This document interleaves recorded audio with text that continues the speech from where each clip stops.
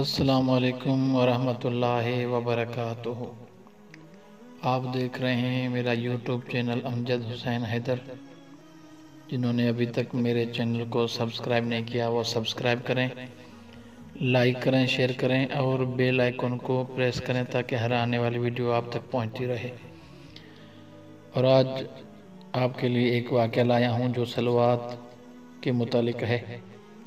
کتاب حکایات الصالحین میں مرقوم ہے کہ ایک مرد مومن افلاس میں مبتلا ہوا اور وہ رزق روزی کی تلاش میں گھر سے نکلا، لیکن نہیں جانتا تھا کہ وہ کدھر جائے۔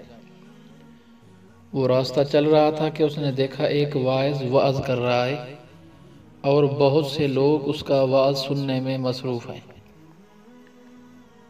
وہ بھی وعظ سننے مجلس چلا گیا۔ جب وہ پہنچا تو واعظ یہ کہہ رہا تھا کہ تم لوگ درود پڑھنے میں تقصیر کرتے ہو۔ اگر تم اخلاص سے درود پڑھو تو اگر تم مالدار ہو تو تمہارے مال میں برکت پیدا ہوگی، اور اگر تم مفلس اور غریب ہو تو اخلاص کے ساتھ حبیب خدا پر درود پڑھو، اللہ تعالیٰ تمہیں آسمان سے رزق دے گا۔ اس مرد مومن نے جیسے ہی یہ الفاظ سنے تو محفل سے اٹھ کھڑا ہوا اور ایک ویرانے میں جا کر اس نے درود شریف کا ورد شروع کر دیا۔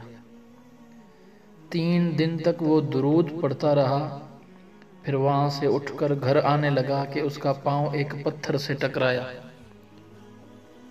پتھر ہٹ گیا، اس نے دیکھا کہ پتھر کے نیچے ایک گھڑا رکھا تھا جس میں سونا ہی سونا تھا۔ وہ دل میں بہت خوش ہوا کہ خدا نے میری غربت دور کرنے کا سامان پیدا کر دیا ہے، لیکن اس نے سوچا کہ واعظ نے تو کہا تھا کہ اگر کوئی مفلس درود پڑھے تو خدا اسے آسمان سے رزق دے گا، لہٰذا یہ رزق میرے مقدر میں نہیں۔ اس نے پھر وہی پتھر اٹھا کر گھڑے پر رکھ دیا اور اپنے گھر آیا۔ رات کے وقت اس نے بیوی کو سارا قصہ سنایا۔ اس مومن کے گھر کے ساتھ ایک یہودی کا گھر تھا۔ اتفاق سے یہودی اپنے کوٹھے کی چھت پر بیٹھا ہوا تھا۔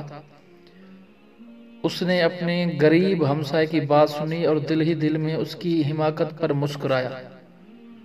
صبح ہوئی تو یہودی اس ویرانے میں گیا، اسے پتھر دکھائی دیا۔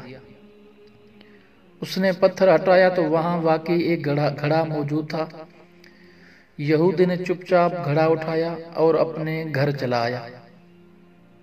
بیوی کو بلا کر کہا کہ یہ گھڑا سونے کی اشرفیوں سے بھرا ہوا ہے اور ہمارا احمق ہمسایہ اسے چھوڑ کر گھر آ گیا تھا، میں اسے اٹھا لایا ہوں۔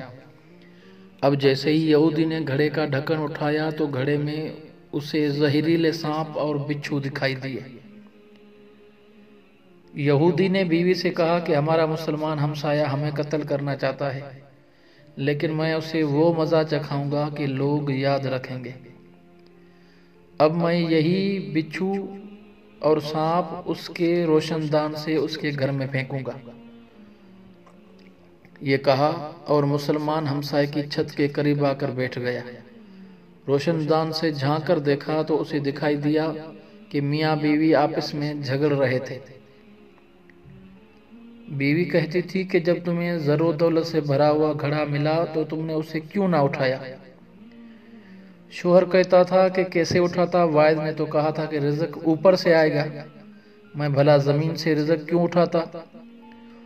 یہودی نے گھڑے کا ڈھکنا ہٹایا اور ان کے گھر میں پھینکنے لگا۔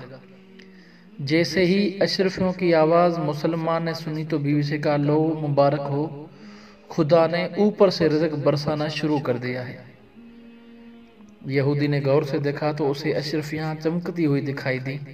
اس نے سوچا کہ آدھا حصہ گرا چکا ہوں تو آدھا حصہ اپنے لیے رکھ لوں، لیکن جیسے ہی اس نے گھڑے کے اندر نگاہ کی تو اسے خطرناک سانپ اور بچھو دکھائی دیے۔ اس نے بقیہ دولت بھی روشن دان سے گرا دی جسے غریب مسلمان اور اس کی بیوی نے جمع کر لیا۔